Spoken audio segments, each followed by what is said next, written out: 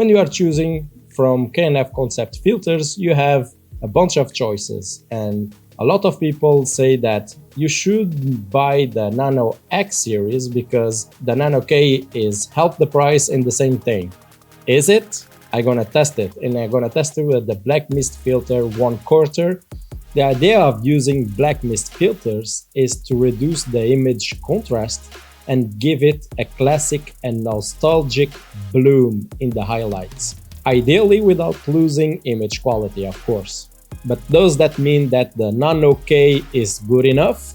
Or should you invest in more than double for the Nano-X Pro?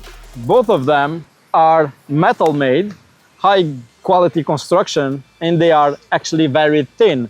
The advantages of having it very thin is that you can combine with other filters and it will work great. So let's do the color shift test, okay? So I'm gonna do exactly the same settings with both filters and see what we're gonna get, okay? Looking beautiful. I tested the color shift twice because even the thickness of the clouds can change the colors.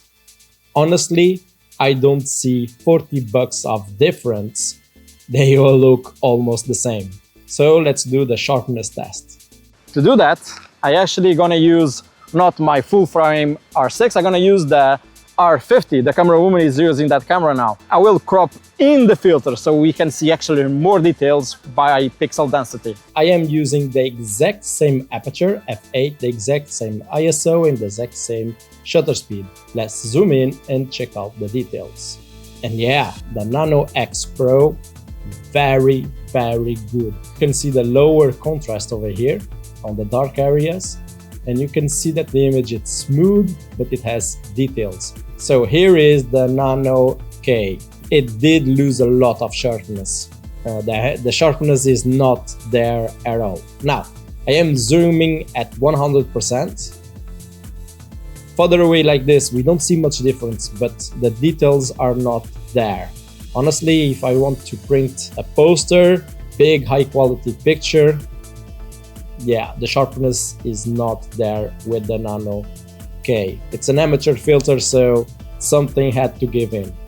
So the last test we're gonna do is with the street lights at night. It looks really cool with black mist filters, so we're gonna do some really elegant shoots with Bianca now, okay? Let's see what we're gonna get.